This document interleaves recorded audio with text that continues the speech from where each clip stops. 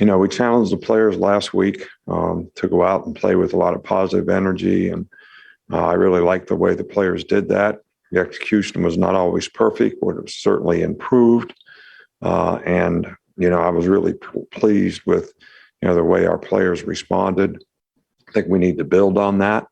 I think how you finish is most important this time of year, how you dictate tempo, the energy you play with, how you prepare. All those things are critical to how you play. And I think our players, hopefully are going to respond the right way. It's our last game in Bryant-Denny Stadium.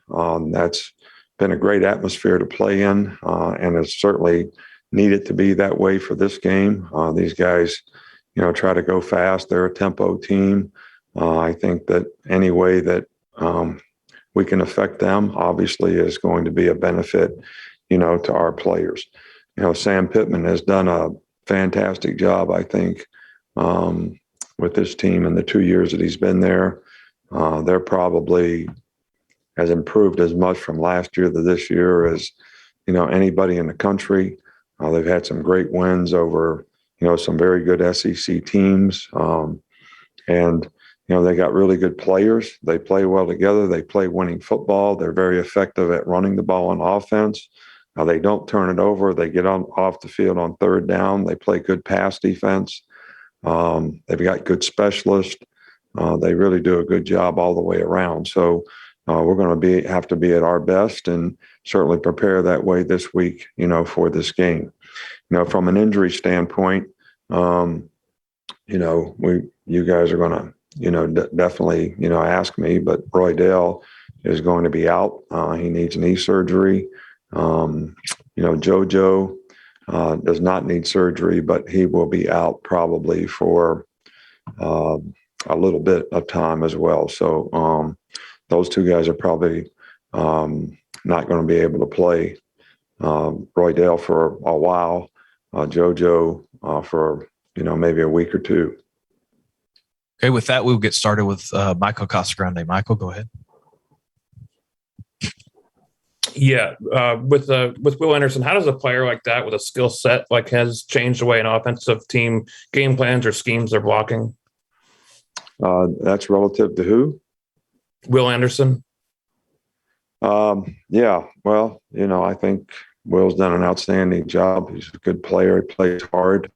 I think the important thing is you have complementary players that if they do try to scheme him, that other players can, take up the slack and, give you pressure in other areas, which I think some of our players have done a good job of. So, yes, I think that's possible. But I think we need to definitely have other guys be able to rush and do a good job in other areas, which, has kind of happened on our team. Go to Nick Kelly. Yeah, now that you're down to 2 healthy scholarship running backs, I mean, how does that affect or maybe change things potentially with how you approach things offensively? Well, I don't think, you can change a lot. We've worked a couple other guys there for over a month now. Those guys are functional at the position. We'll probably look for somebody else on our team that maybe we could sort of develop into being a functional player from an emergency standpoint if we need them. But I don't really think that we can change right now. We certainly have to have a plan if we have any more issues at that position. We'll go to Charlie Potter. Hey, Coach, just sticking with running backs, just how have you seen Trey Sanders progress, and how important is it going to be for him to step up now with Roydell out? Well, I think it's, he's got a great opportunity. I thought he played well in the game. It was good to, get him some touches in the game. I think he understands the offense well, and I think he's a very capable guy. And, now that he's going to have a more significant role, it's time, for him to, take advantage of that opportunity as well. But we have every confidence that he can do that very well for us. We'll go to Aaron Settles next.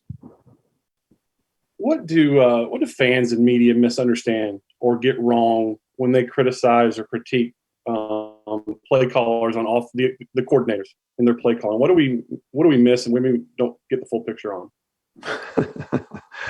Well, I don't know. I just, I think I think it's fine that, we criticize ourselves all the time. We try to close the gap on perfect in everything that we do. I think players try to close the gap on perfect in everything that they do. Is it possible to be perfect all the time? Probably not. That's why you prepare. That's why you practice.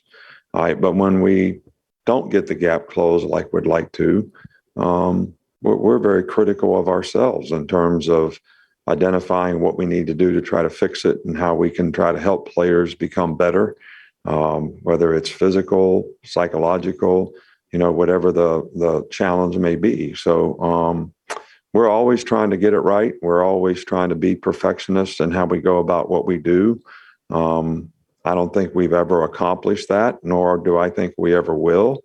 So there's always going to be something that you can be critical of. And there's something that I can be critical of. There's something that every coach can be critical of relative to his players. Every player can be critical of himself and something that he could have done better. So I think, getting criticized is kind of a part of the game. I'm not sure anybody gets it wrong. Everybody's entitled to their opinion. There's obviously more than one way to skin a cat. So, how you go about trying to win a game, whether it's at the end of the game and you don't throw it on third down to get a first down and give the other team the ball back with no timeouts with a minute left to go in the game. I mean, we could debate that forever as to what the best way to do that is. But,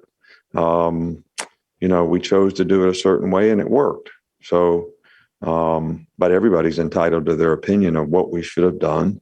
But the thing that no one has to deal with that has an opinion is the consequences. We have to deal with the consequences of the decisions and choices that we make. And, when we make good ones, when they work, they're usually good ones. And, when they don't work, they're not good ones. So that's just part of the game. We'll go to John Zener with the AP next. Yeah, we've made a lot of attention to the kind of huge offensive numbers teams have put up the last few years, that trend. But you guys in Georgia both have top 5 defenses and good offenses too. Is it nice to kind of see that balance maybe swing back just a little bit? And how would you evaluate your defensive play, especially coming up against LSU? Well, I think we've played better in the last couple of games. There's been times that we've played better. I think the big thing we've done is, we've had some inconsistencies that have cost us, and we've given up big plays because of making mental errors, and that's the thing that we continually try to work to eliminate. I think the players are very conscious of it. I think they're working hard to do it, and I think when everybody is on the same page and does their job, we've been pretty effective, and that's got to be the goal for every play in the game, one play at a time. And we can't have any my bads. I messed up and didn't do what I was supposed to do. And I think as the season wears on, hopefully you can get a little more consistent that way. Okay, we'll go to Mike Rodak. This being senior day, I know you've mentioned you would have liked to have a few more seniors on this roster this year. Is that just a year-to-year thing, or is that something that's a bigger trend in college football? I can't speak for everybody else, but our situation here is, we've always had a number of players go out for the draft early, in most cases, rightfully so. So that minimizes the maturity and age of your team, to some degree. But, I think probably, I don't know, with the transfer rules being like they are, you're going to see more players that are older players who don't see an opportunity to play the kind of role that they'd like to play, maybe look for a place that they can go. So that may, affect all of us in terms of how many older players we can keep on our team. Okay, let's wave a follow-up. Ryan will be our final. Coach, on your offensive line, Evan Neal, can you kind of touch on his progression throughout the years here at Alabama, swinging to left tackle, playing a lot of positions, and then his leadership as well with his team this year? Right. Well, Evan played really well in the last game. He's played well for us all year, but I think he was really physical in the last game, did a really good job in pass protection, had a great week of preparation. And so I'm really pleased with the way he's played all year long, but I think he's gained more and more confidence and certainly was very aggressive and played very well in this last game. All right, Coach, that's all we got. Thanks for your time. All right, thank you.